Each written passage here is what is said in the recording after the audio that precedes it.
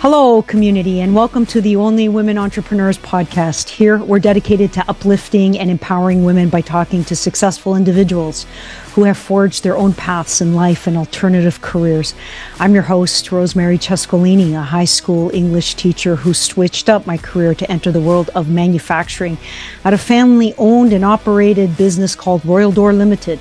There, I worked over 30 years, designing and building award-winning and custom handmade wood doors for celebrities, TV shows, blockbuster movies, and countless professionals nationwide. And now I run an initiative dedicated to helping women thrive in the business world and alternative careers. Join me as we discover the lessons learned along the way. So without further delay, let's learn about our guest for this episode.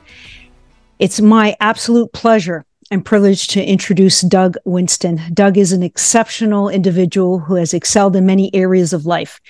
As a high school graduate, Doug has defied the notion that formal degrees are the only gateway to success. With over 3 decades in the electrical contracting industry, he's not only owned and operated his own business, D&M Electrical Contracting, Inc. in Elmsford, New York, but has also ventured into real estate, utilities, and even professional motorsports team called D&M Motorsports, Inc. These are exceptional activities which highly motivate and drive me to pursue personal excellence as well. Despite the fact he's very, very busy, has time to professionally race part-time in the Pirelli Trans Am series. Beyond his thriving entrepreneurial ventures, Doug is also a dedicated advocate for skilled trades. His extensive teaching experience, including educating on the National Electric Code and high voltage safety, underscores his commitment to sharing his knowledge and expertise with the next generation. In the realm of philanthropy, Doug generously devotes his time and resources to bring back the trades, an organization focused on revitalizing the skilled trades and providing educational opportunities for aspiring tradespeople. Welcome, Doug. Thank you for joining us today. Well, thank you. Appreciate the opportunity.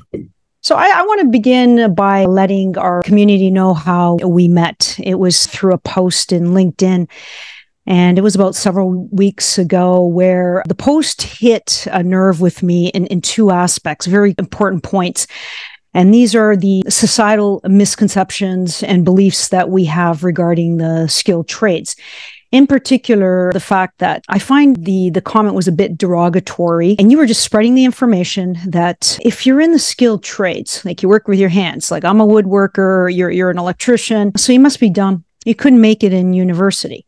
So that's the first thing that kind of upset me. And then the second thing is the fact that there's a tremendous amount of societal pressure with parents. They feel a sense of shame if their kids are not going to a path towards a university or college degree. And these are things that we have to shatter, because I have to tell you, and I can't say it enough, and you probably agree with it, that without the skilled individuals, men and women, our society would cease to function right now. I wouldn't be having this conversation with you on this computer. I wouldn't have the headsets or anything that we appreciate on a day-to-day basis. So you're here today. We're going to find out your success from your educational experience and your work experiences.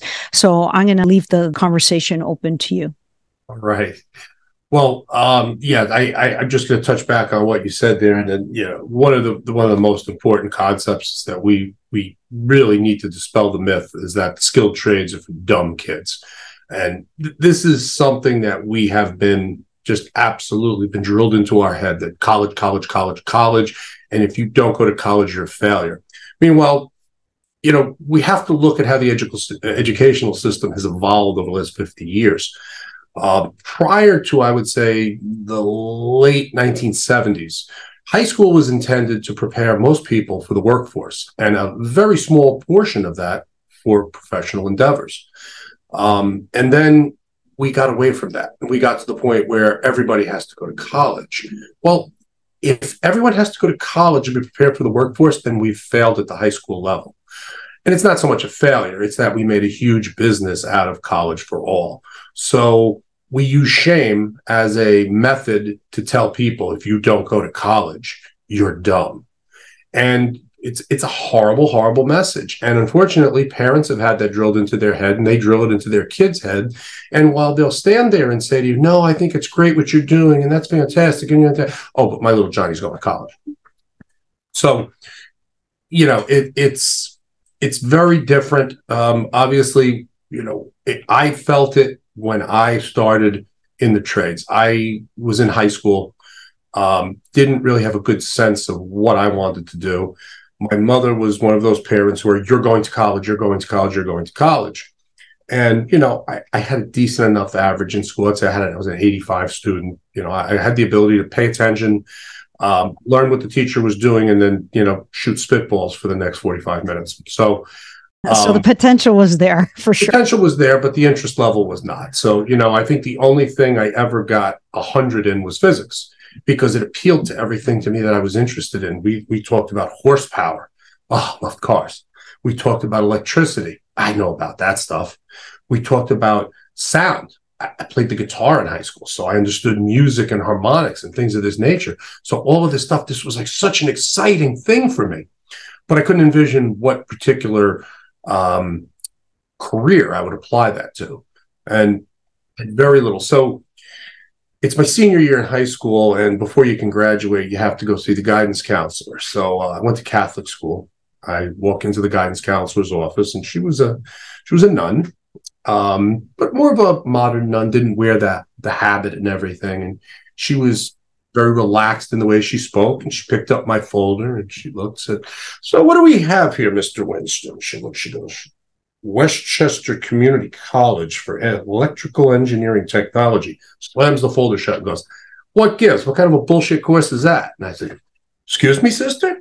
She's like, "Why don't you take an engineering?" I said, "I don't want to be an engineer." "Why?" I said, "I hate math. I don't want to sit behind a desk.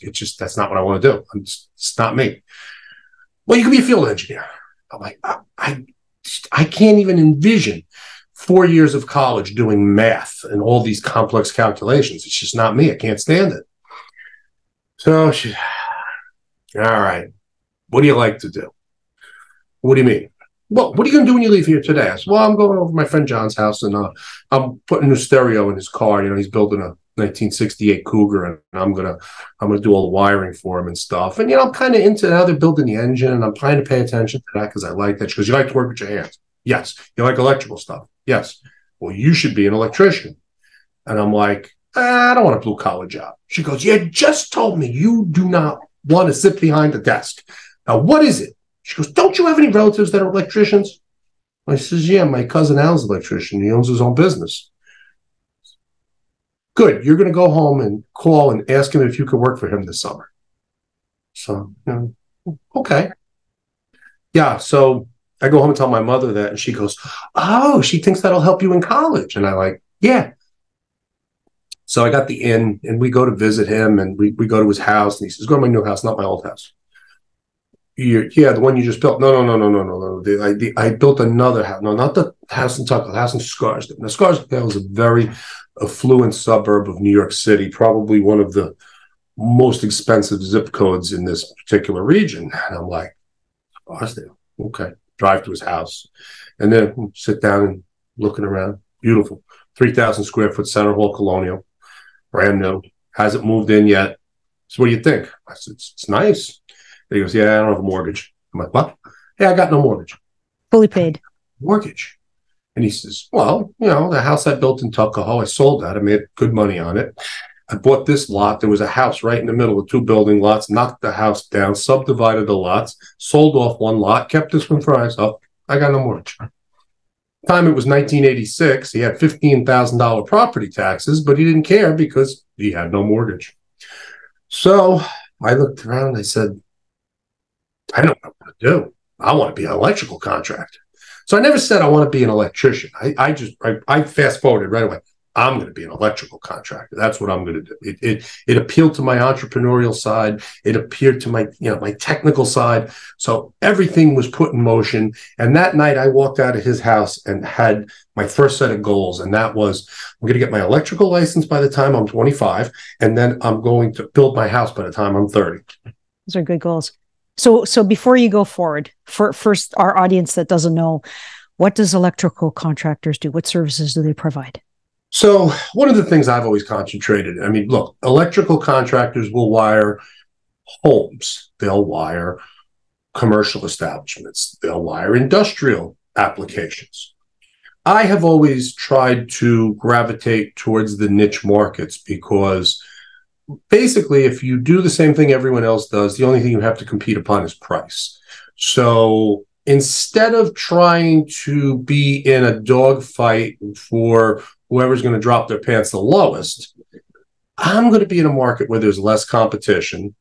So we have always, since day one. So the very first thing that I used to do when I went in business was we used to wire, install, move, maintain, relocate the bus shelters that people would wait in when they were waiting for the bus. They would have advertising in them and a couple of light bulbs, and they needed just a very small circuit run to them. But, for a small, 2 or 3 man company, we had 250 of these things to maintain and another 50 new ones to install. So we had a pretty big backlog. We had a $250,000 backlog of just that work when I went in business. So that was always good. Then we gravitated towards explosion-proof wiring. We had a customer who had propane facilities.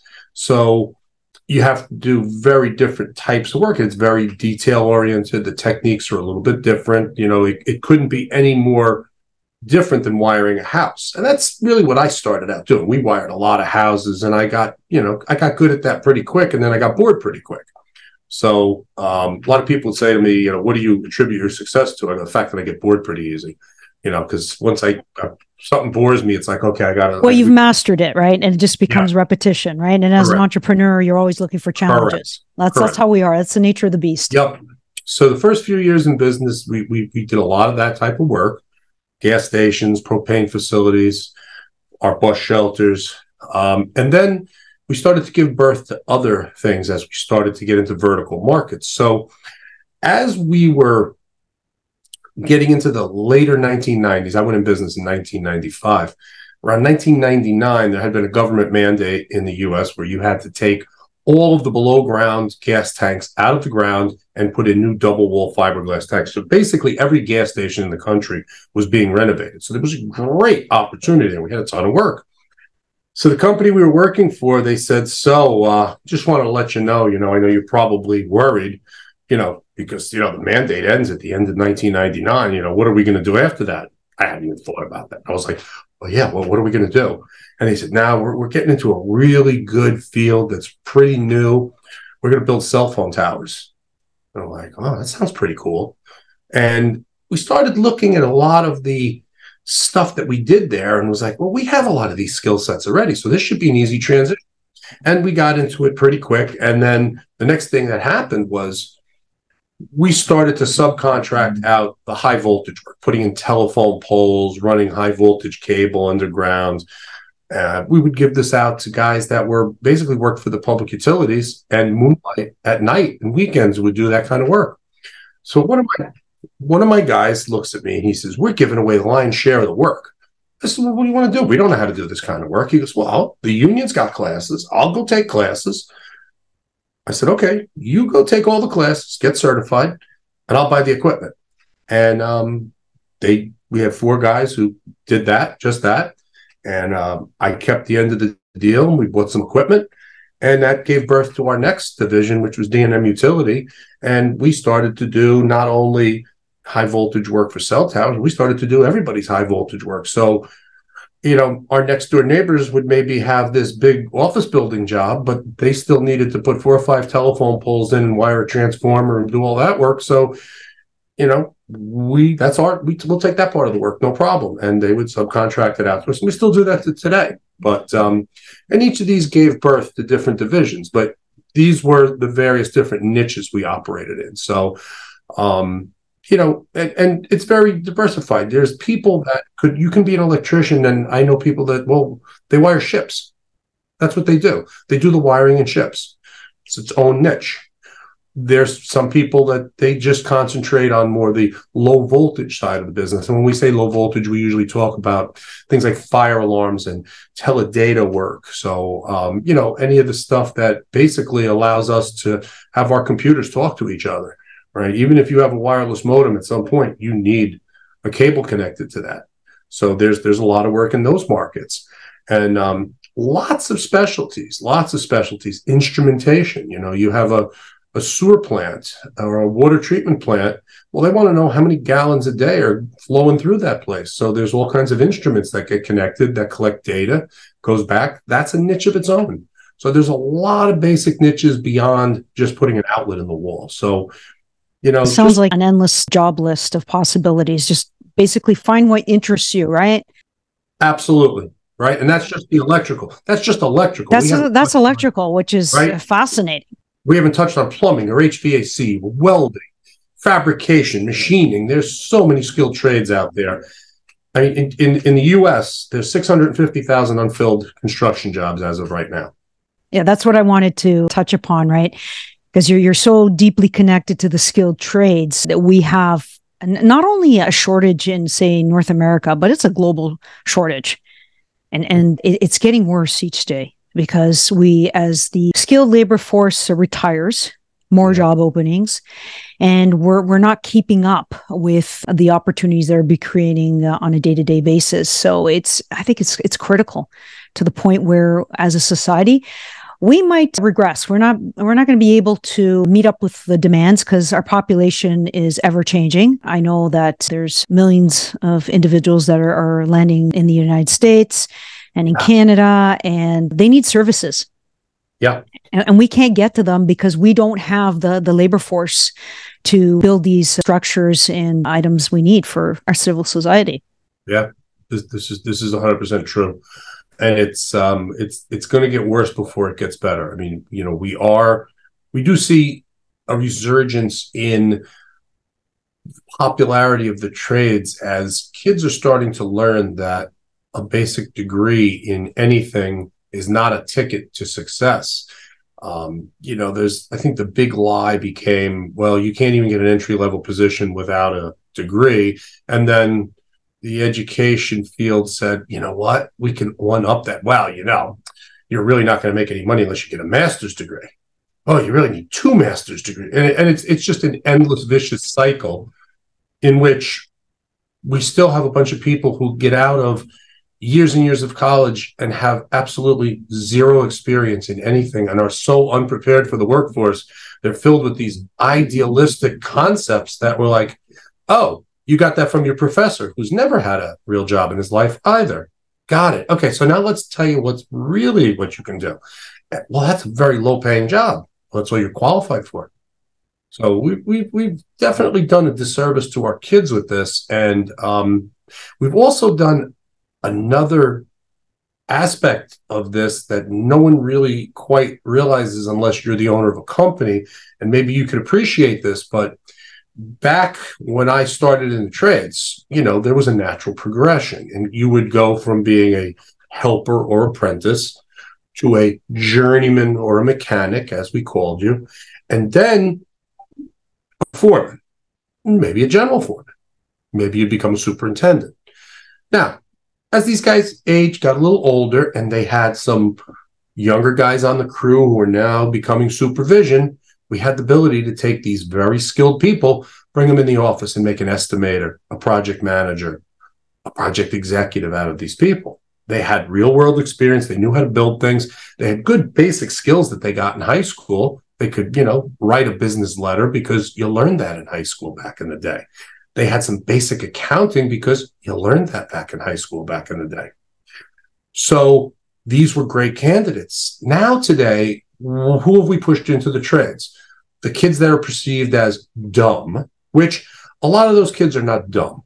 They're not dumb in any way, shape, or form. They're just disinterested. They are not interested in the content they're being forced to learn. But when you put them into a forum where they are learning something that they are very passionate about, they become sponges and need to know everything about that. Exactly.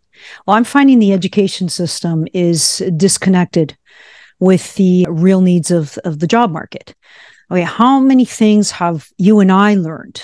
And that's when the education system wasn't too bad, that we haven't been able to apply in our lifetime. It was just a waste of time. Oh, yeah. We would have been better served learning things that helped me think critically, analytically. Yes. But no, we were concerned with the social issues of the day. But that didn't serve me. That didn't make me a better person to contribute to society. So just from your own experience, what is it that the schools need to do? And at what age level should they enact some of the changes to have children and also parents start opening their minds towards these alternative careers in the skilled trades? What are some of the suggestions? Well, I guess if we were to be so idealistic that the schools were listening to us and actually wanted to do this, I would say that in middle school, we need to start exploratory classes to show kids what actual careers do. Show them, what does an electrician do? What does a plumber do? What does a doctor do? What does a pharmacist do? And figure out where they gravitate towards, so that by the time they get to high school, we can go back to that model of, we're either going to prepare you for the workforce and maybe go to trade school, or maybe get into an apprenticeship, look at pre-apprenticeship programs starting in high school, or we're going to be one of those select people that are going to go on to higher education because you're looking for a professional endeavor like doctor, lawyer, engineer, etc. So that's a very real thing. Now, to expect that to happen from the educational system, I don't think you're going to find it, because the educational system, anyway, here in the United States, is oriented so that the educators themselves control the narrative that is being portrayed, and it's very lucrative to send kids to college. So, you said it was a business. It's a business, a huge business. It's money-making business, exactly. I hate to say it, but to a degree, it becomes almost cult-like.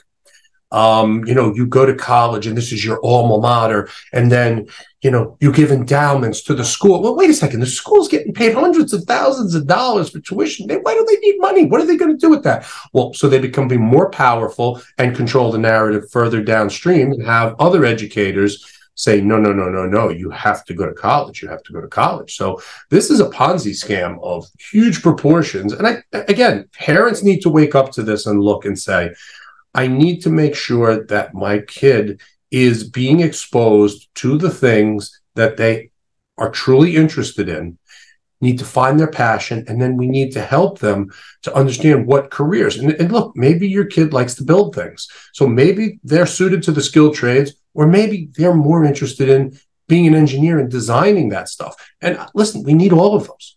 We need engineers to design jobs. We need people to build jobs. Well, everyone has a purpose.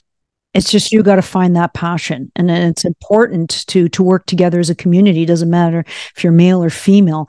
We have to work together because we got to be problem solvers, not problem creators. Absolutely. Absolutely. Without a doubt.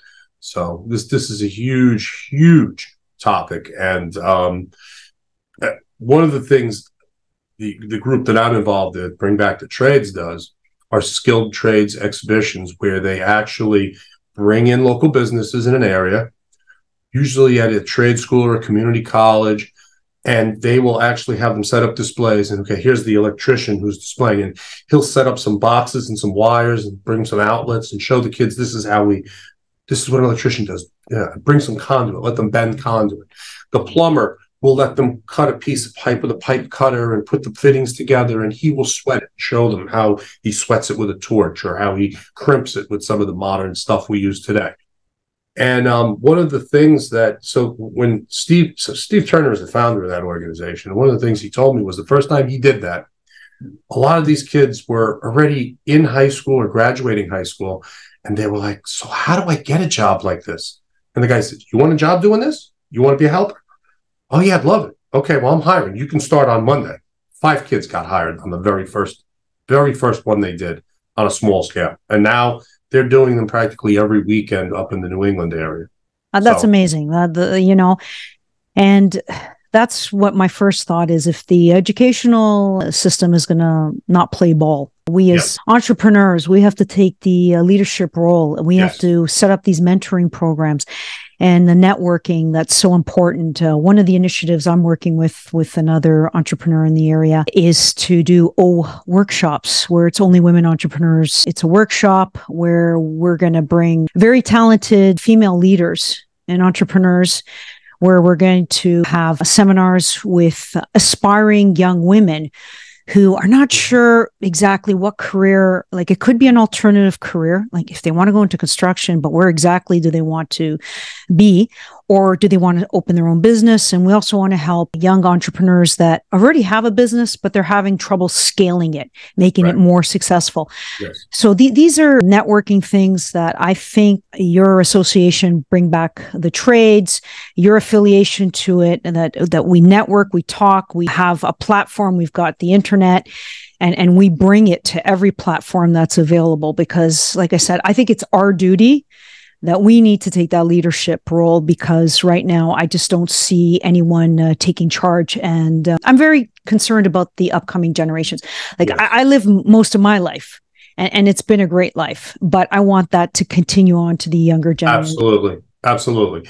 A good point to bring out, and you'll probably enjoy hearing this from your background and perspective, but one of the other things that Bring Back the Trades does is also award scholarships every month to kids that want to go to trade school. Well, in 2021, there were more female applicants than men. Fabulous.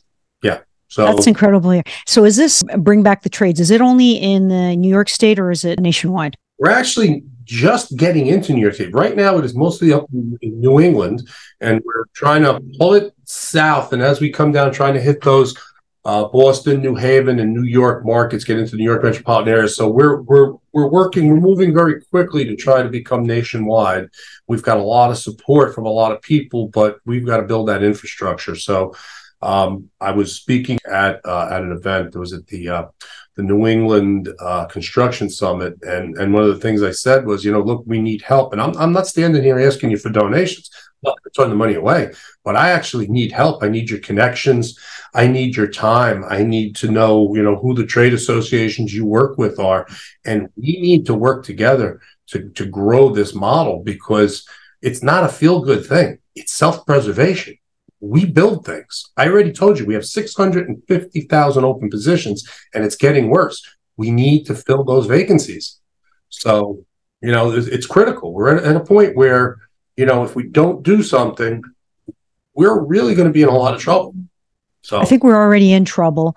And it's, like I said, it's mission critical. The other thing that I'm finding is that, and I want to relay this message heavily, is the fact that all you have to do, whether you're a young person in middle school, high school, reach out to people like myself, people like Doug. And if you have any questions, or if you need some guidance or help, we will help you get to the career choice that you're looking for, or perhaps set you up with a mentor that can help you better select what you're looking for. One person that I made a wonderful connection just recently, she's affiliated with the Atlanta chapter of the National Association of Women in Construction. Excellent organization where, they bring women in the trades, entrepreneurship together, and all we're doing is networking, and we're hoping to, again, spread it not only through America, but Canada as well, because we're joined at the hips. And you know what? If actually Canada, United States, and Mexico would just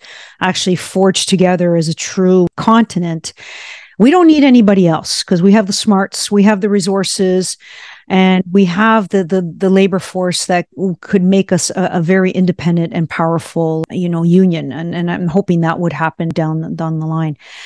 So I do want to address one thing about the women.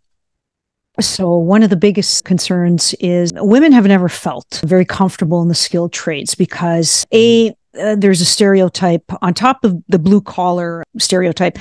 Women are also seen as dumb in the fact that, we're not good at science, we're not good at math. And those are some of the myths that I want to dispel. And that's simply not true.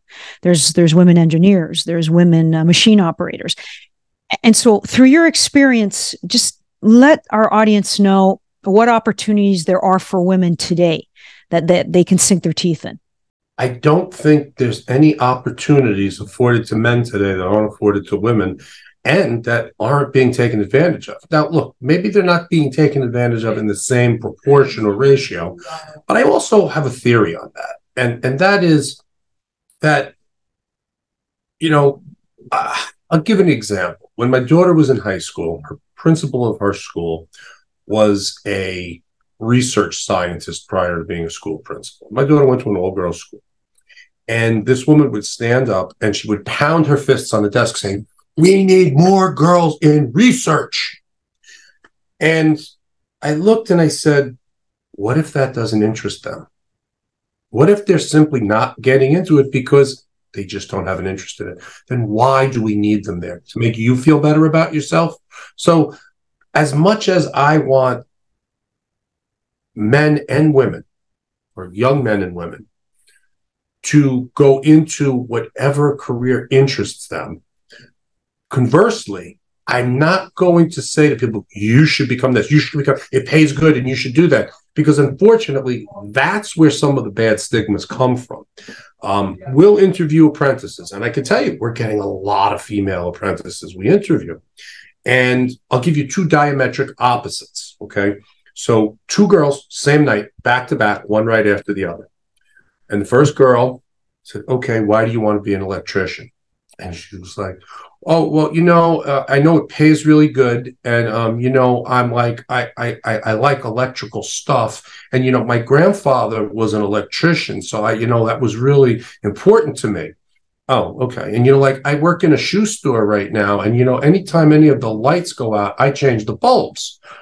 "Okay." And, okay, so we start talking a little more to her. So she kind of makes it sound like her grandfather was somewhat of a mentor and that like she worked with him.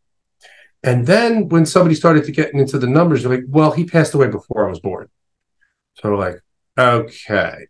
So at the end of the day, the whole thing was she kind of had a whole script that she was told to read to make it sound like she was really interested in this. Now, fast forward, we have another girl who comes in, and she's presently, according to her latest resume, she's a corrections officer.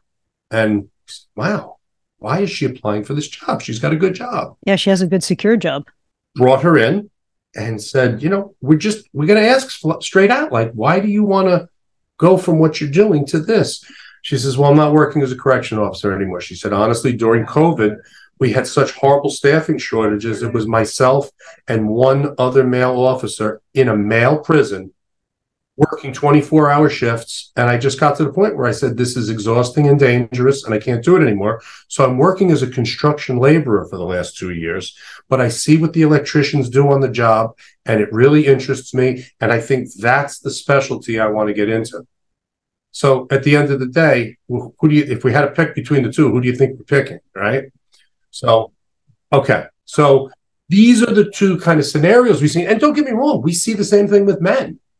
Okay. Because there's some people who say, "Listen, you know what? You've got an opportunity because, you'll get some preferential treatment because you're a female, and you may get slotted a little higher to the top of the list because of DEI concerns and things of that nature," which I'm not even going to touch on.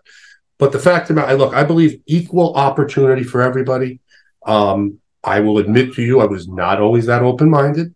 I can tell you that when I first went in business, one of the first apprentices sent to me was a young girl, and I freaked out. And I was like, oh my God, we're going to have to carry her. She's not going to do anything. This is going to be terrible. I can't believe this. And the call comes in and they tell me, "Oh, you guys are out of ratio. You have to give up one apprentice. You have too many." And I'm like, "Oh, yeah, no problem. You can take the one that just sent me. Go ahead, take her. So foreman the next day says, "Hey, she didn't show up for work." I'm like, no. They reassigned her. We weren't supposed to get her anyway. And it was, "Oh, it's too bad. She was a good worker."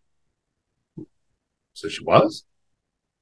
I'm like, huh. So now fast forward a year or so, and I get another girl apprentice, and she's there for a week or so, and nobody's complaining. And I said, "Look, everybody gets a fair shot when they come in here. I'm going to, I'm going to change the way I think. Everybody gets a fair shot.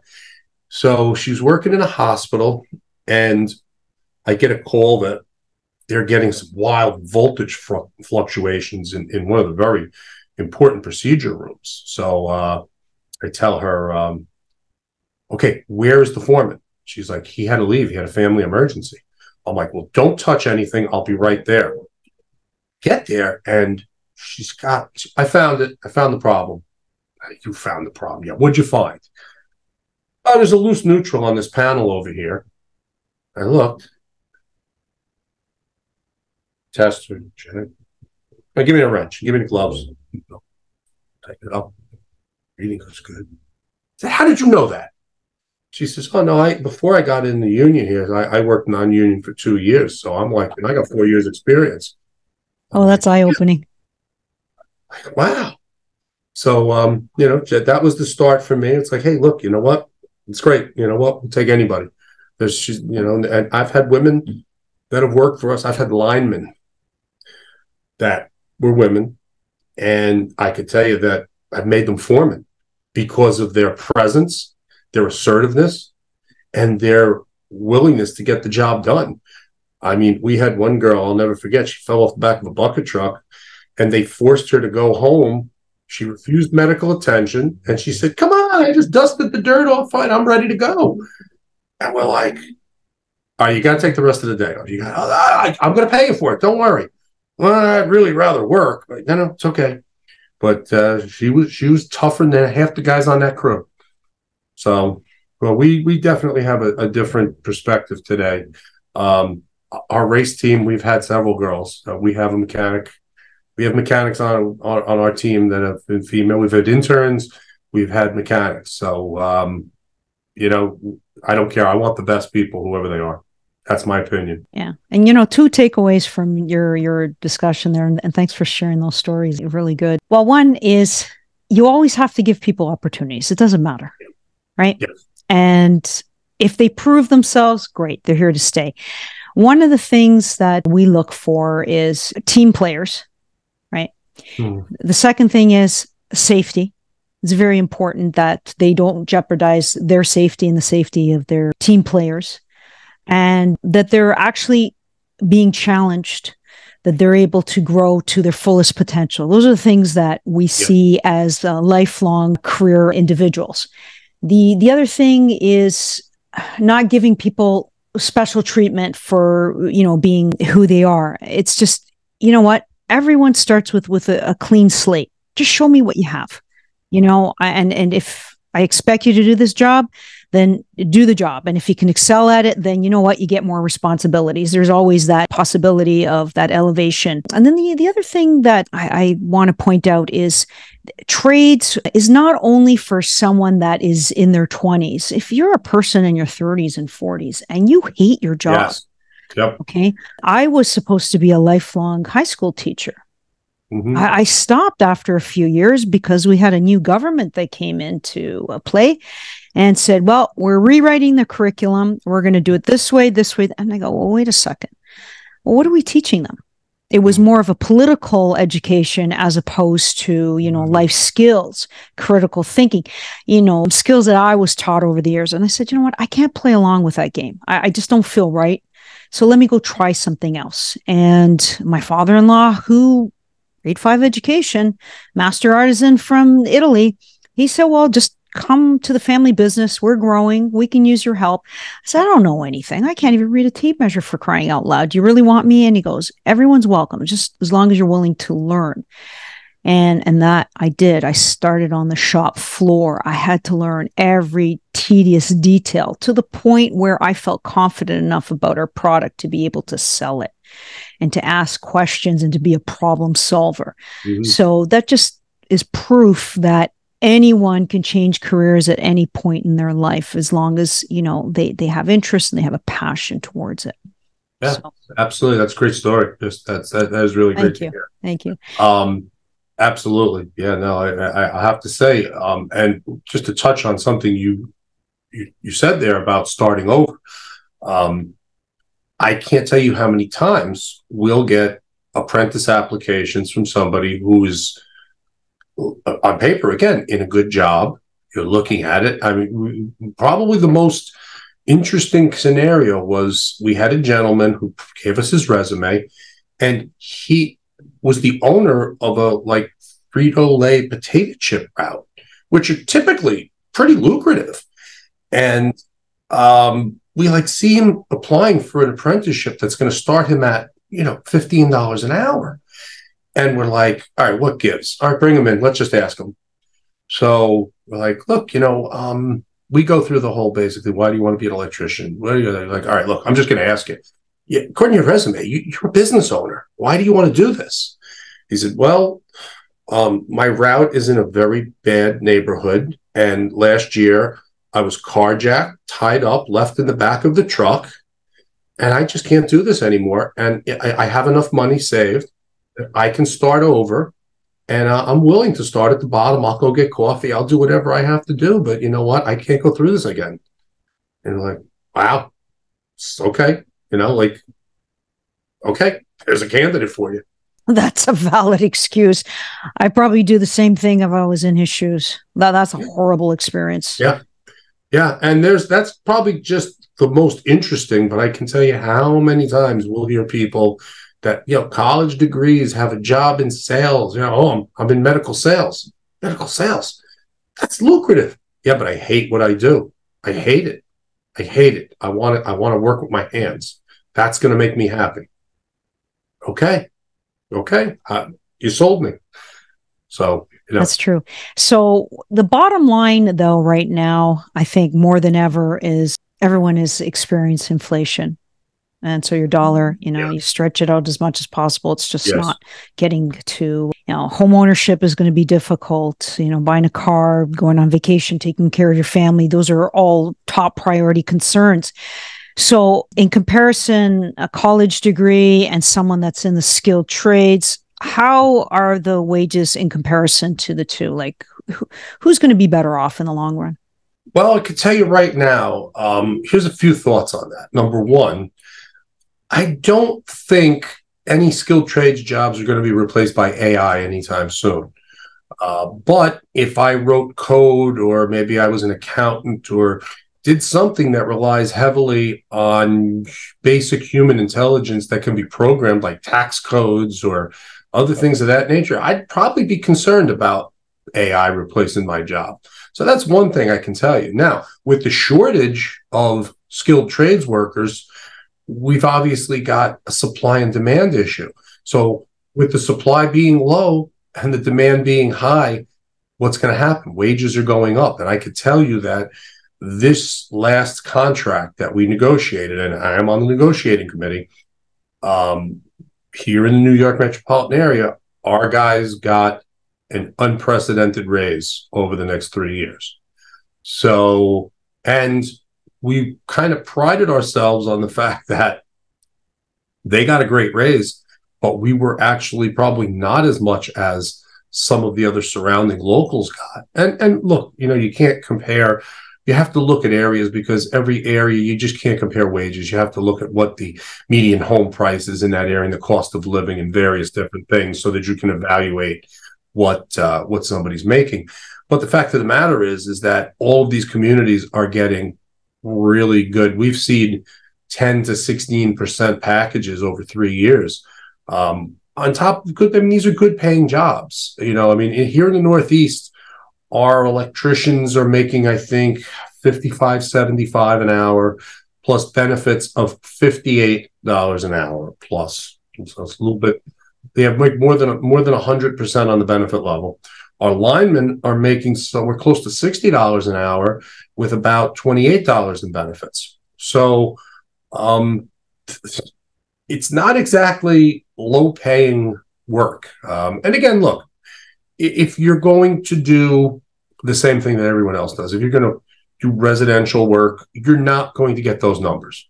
You're not going to get those numbers. Look, some people say, but by the same token, the easiest thing for you to do once you become a master journeyman and take a license exam You can open your own business. And that means either you going working out by yourself, you working with one guy, or hiring some people. And I guarantee you, your income levels are going to be very favorable. So there's probably a better path towards entrepreneurialism in the skilled trades than just about anywhere else. That's my particular feeling. I know it was for me, it was that way. It's not easy, because if it was easy, everyone would do it. But the fact of the matter is that the opportunities are there. And if you are so inclined to be an entrepreneur, you can definitely do very well here. Yeah, that's true. Entrepreneurship is not for everyone. It is difficult, but if you like that challenging type of environment and you want to try things that is like a moving target, always changing, and yes, you will hit obstacles that could flatten you. You got to be able to pick yourself up. That's not for everyone. Not for everyone. It most certainly isn't. But you know what? That's okay too, because there's again, I always thought there's a place for everybody in the skilled trades. So, you can be to whatever extent or level you want to be. You can play this game. You can be an employee. You can be key personnel.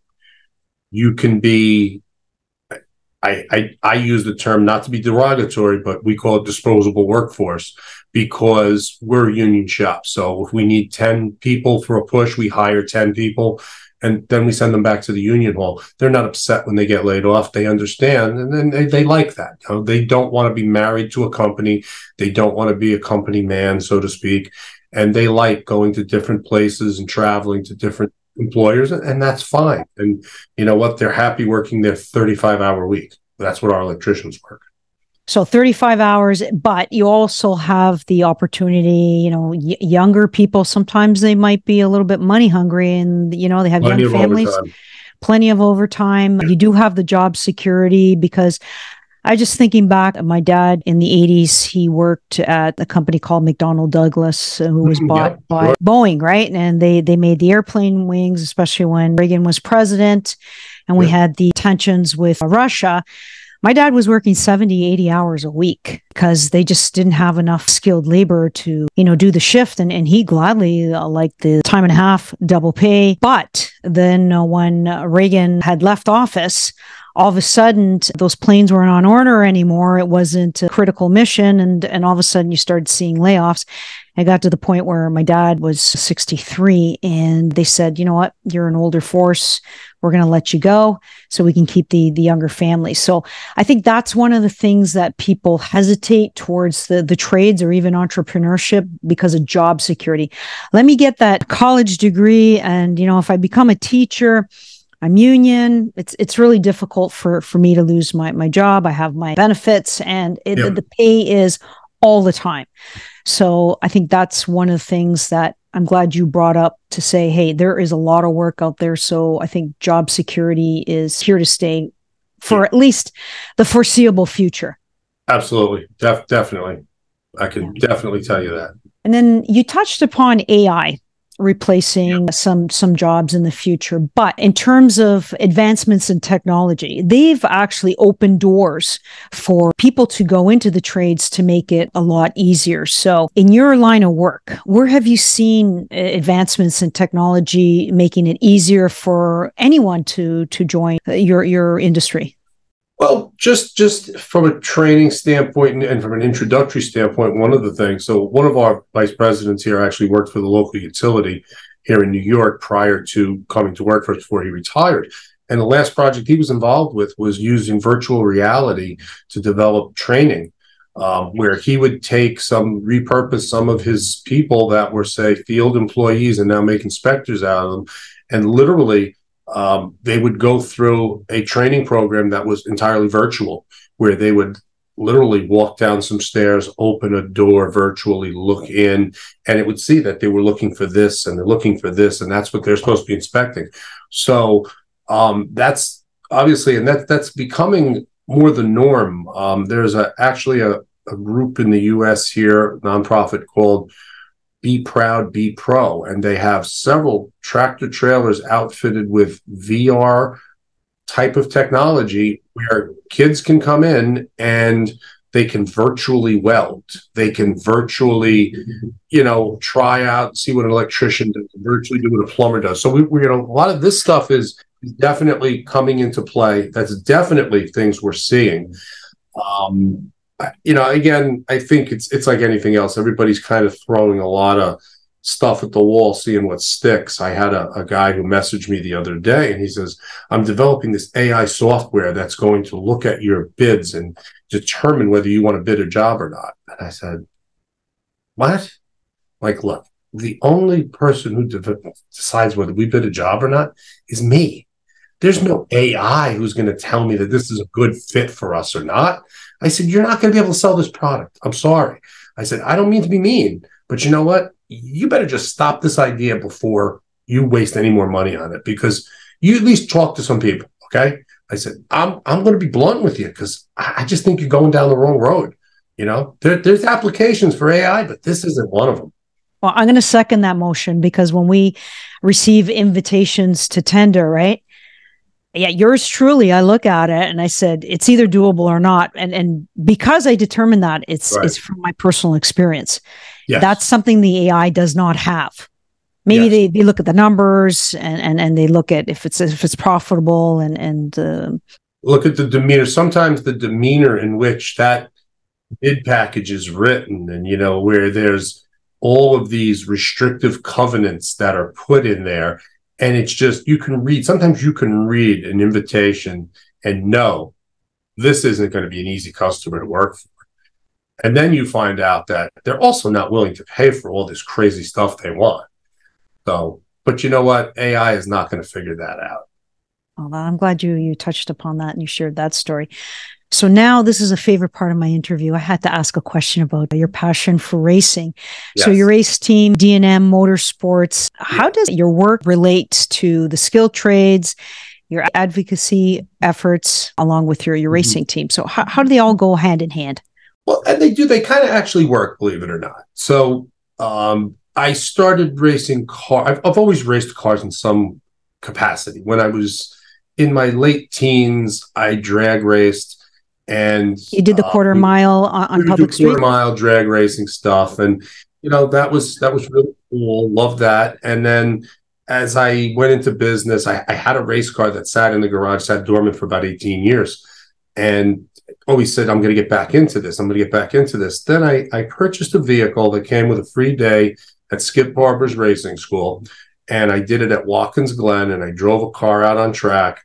And I said, oh, forget drag racing. I'm going. This is it. I'm doing this. So I ended up buying another car as a result of that. And I bought a Corvette. I started doing track days. And that car had just a roll bar in it. And then I realized I need a real roll cage to go racing. So we took that car and we made it a real SCCA legal race car. And I started racing, doing club racing. And I did that for probably the better part of about 10 years or so, 10 to 12 years. And then I had met a young fellow who owned a race shop, actually owned just a mechanic shop, and he was just starting to race himself. And we would compete against each other. We became good friends. And I started to pay him to do trackside support. He rebuilt one of my cars for me. And he came to me in 2018 or 2019 and said, I'm not racing with you guys next year. I said, well, what do you mean? He says, well, I'm going to Trans Am. And I said, hey, well, that's a pro series. You sure you're ready for that? He said, yeah, I think I'm ready.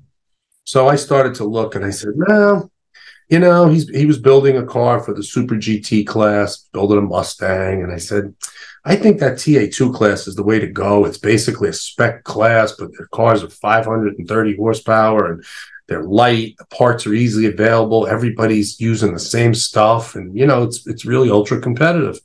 Nah, I'm going to do this. So I said, well, I don't know. I don't want to find out that, I'm not going to be competitive. I'm going to sell my car and then find out I'm terrible.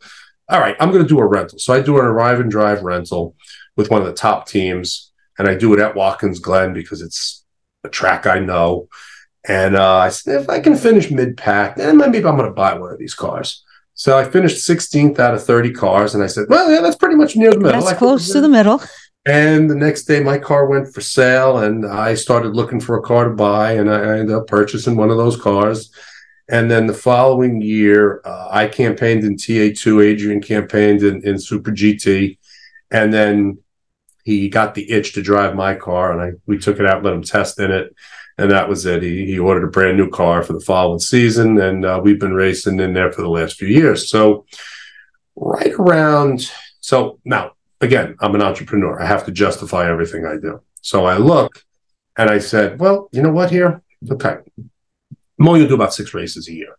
So they run 13 or 14 races a year. I'm going to have the car available for rental those other. So this past weekend, I'll just give you an example. I was not racing. The rest of the team was racing.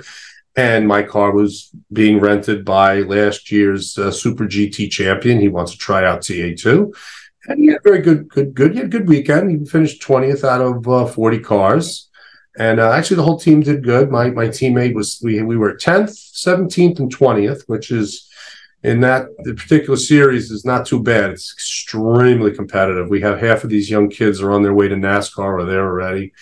So it's a great series. And probably about 2 years ago, I'm having breakfast, scrolling my LinkedIn feed, and I see this big, huge logo, black and white, that says "Bring Back the Trades." It's that. And I said, what is that?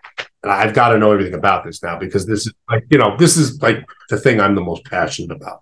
So I do a little research. I find out Steve Turner's the founder and CEO, and I reach out to him, and I tell him, I love what you're doing. I would love to help. And I race cars part-time in a professional series. And basically, I can see this logo just plastered on the hood of the car. So let's go out and let's do it, and let's raise as much awareness and as much money as we can. And that's what we've been doing for the last 2 years. So it's been a good thing. It's given me a platform to speak. It helps me do a little bit of advertising for my own business, which is good. It helps promote a little bit. We do some great events when we have our local. Our closest race is about an hour and a half away at Lime Rock Park, and we do every Memorial Day. As part of the Memorial Day Classic, we do a big event. We had 100 people there this year. We raised a lot of money. We gave out a lot of Bring Back the Trades T-shirts. We sold a lot of Bring Back the Trades swag, and we got a lot of people interested. And every day it just grows and grows and grows. So I'm happy to help whenever I can, and I've basically gotten to the point where I told Steve, I'm going to keep doing this till I retire. When I retire, then I'm going to help you full time. So that's my story. That's great. So your top speed? Well, it depends on the track. Track like Watkins Glen will probably get about 165. They gave us a little smaller restrictor plate last year to slow us down a little. We don't go to Daytona anymore. It's probably a good thing, because we were probably getting up close to 180 there. But these cars, unlike NASCAR, don't really have any protection if that car goes flipped up in the air to keep it, down. So probably better that we don't run there anymore. But yeah, most of the tracks we're getting up around in that 160 and change. Road America. I'll be going to Circuit of the Americas down in Austin, Texas, to finish up the season next month. So about 3 weeks from now, we'll be heading down there, and that'll be the last race of the season. I'm lucky enough that we have a mechanism called the Pro-Am Challenge, which allows us part-time drivers to pick 6 races and be scored just our points on those 6 races. So I'm pretty much tied for third at this point, and I can pull off a second. I need at least probably a 12th place finish for second, but we should if we put a wheel on the track, we should be good for third place. And we'd probably be in a much stronger place to win the championship, but we had a blowout at 150 miles an hour at Road Atlanta, early in the season. We won at Sebring first race, which was great, and we went from first place to last place by the second race. So scored no points because we weren't able to score. We had the car all back together. My team did a heck of a job, but unfortunately, in Atlanta, Georgia, you cannot start engines before noon on a Sunday because everybody's in church. So we did not know that we had a O-ring linking. So we had oil pouring out of the car, and I think I felt worse for the crew than I did for me. But they fought hard. We put that whole car back together after wrecking it, and that's racing. So we're rooting for you. We'll keep an eye out for that.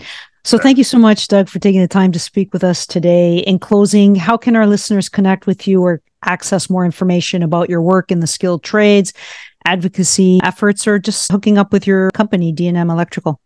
You can easily, anyone who wants to reach out to me, I'm always happy to take an email, Doug, D-O-U-G, at dmelectrical.com. You can find me on LinkedIn. I'm always posting something about the skilled trades there, so I'm easy to connect with there, as you can attest. And basically, I'm pretty accessible. I try to make myself very accessible, probably too accessible, but I prefer it that way. So you're very generous with your time. Again, thank you. So if you like what you've heard, be sure to subscribe and follow our podcast to learn more insights and lessons to help you on your entrepreneurial and alternative career journeys. Also, like and share this episode. It goes a long way toward supporting and uplifting women and other people considering careers in entrepreneurship and alternative paths. If you'd like to discover anything O has to offer, including my personal and professional development courses to upgrade every aspect of your life, whether you want to launch a new business or take the next step in your career, visit us at onlywomenentrepreneurs.com. Book a free consultation with me now.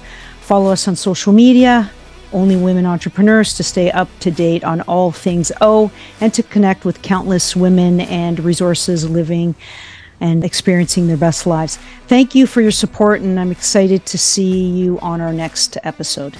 Thank you. Appreciate it. Thank you.